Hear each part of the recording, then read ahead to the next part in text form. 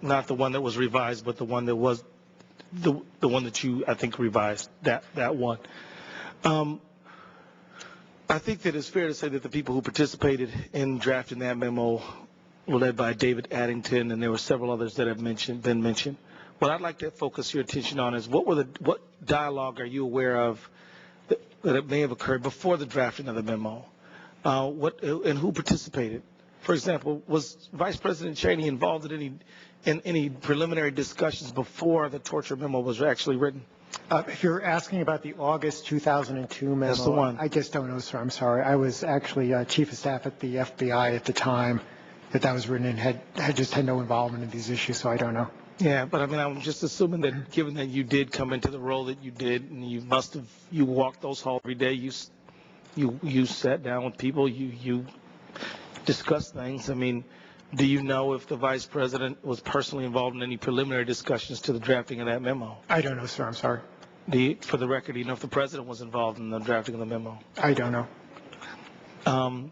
Now, when you drafted your memo, why? I guess this may seem a simple question, but what made you revise? What made you redraft the memo? When I arrived at OLC, that process was really sort of already underway.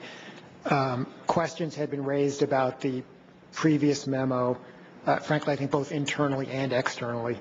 And I think the assessment of Jack Goldsmith, then, who was the head of OLC, and others, including Deputy Attorney General Jim Comey, was that the previous memo was not really was not an appropriate memorandum to have out there, that it should be replaced with a new memorandum, and that's what I worked on when I got there. Jack had already really kind of started that process. Did you talk to who did you talk to in the redrafting?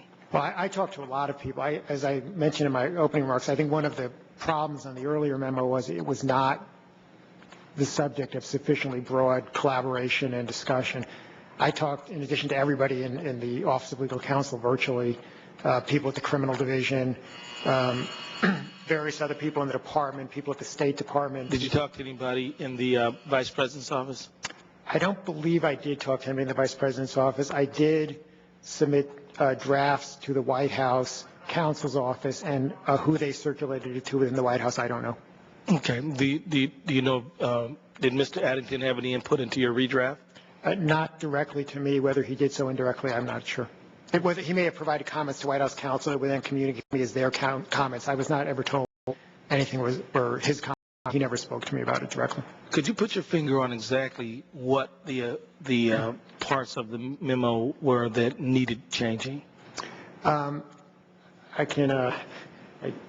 There really were two parts of it, or from the big picture. There were aspects of the actual analysis of the torture statute that I concluded were incorrect. I disagreed with. Now, maybe I'm wrong and they're right, but I disagreed with some of the actual analysis of the statute. There was then a very large part of the opinion that went beyond the statute to a variety of other analysis of the president's ability to override the statute, self-defense, necessity defenses to the statute.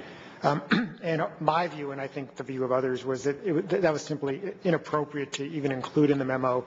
The president's clear direction was we are not going to engage in torture, so there was no reason to look for ways that you might be able to get around the statute or violate the statute.